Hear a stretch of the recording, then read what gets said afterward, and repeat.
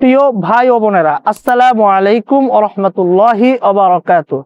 আমরা কি রমজানের দোয়া কবুলের সোনালী মুহূর্তকে নষ্ট করে ফেলছি?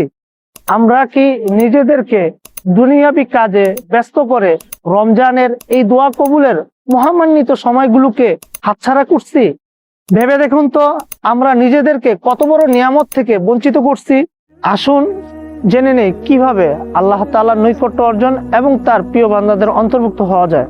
প্রিয় দর্শক শ্রোতা, 1 নম্বরে যে আমলের কথা উল্লেখ করব, সুনানে ইবনে মাজা 1753, মুসনাদে আহমদ 8043 নং হাদিসে আল্লাহ রাসূল সাল্লাল্লাহু আলাইহি ওয়াসাল্লাম ইরশাদ করেন, ইন্না লিস-সাইমি ইনদা ফিতরিহি দাওয়াতান লা তুরাদ্দু বিহি।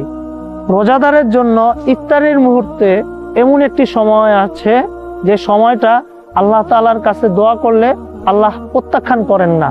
2 নম্বরে দোয়া কবুলের যেই সময়ের কথা উল্লেখ করব, সহিহ বুখারীর 1145 নং এবং সহিহ মুসলিমের 758 নং হাদিসে রাসূল সাল্লাল্লাহু আলাইহি সাল্লাম ইরশাদ করেন, ইয়ানজিলু রব্বানা তাবারাকা ওয়া তাআলা কুল্লু লাইলাতিন ইলা সামাঈদ দুনিয়া ফায়াকুলু মাইয়াদউনি ফাআস্তাজিবা লাহু।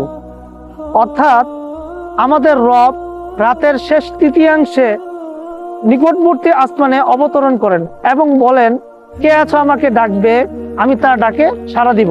3 নম্বরে দোয়া কবুলের যে সময়ের কথা বলবো, সহিহ মুসলিমের 482 নং হাদিসে আল্লাহ রাসূল সাল্লাল্লাহু আলাইহি ওয়াসাল্লাম ইরশাদ করেন, আকরাবু মা ইয়াকুনুল আবদু মির রাব্বিহি ওয়া হুয়া সাজিদুন ফাআকতিরুদ দুআ। আল্লাহ রাসূল সাল্লাল্লাহু আলাইহি ওয়াসাল্লাম বলেন, সেজদারত অবস্থায় বান্দা আল্লাহ তাআলার নিকটবর্তী হয়, তাই এই সময় বেশি বেশি দোয়া কবুল হয়।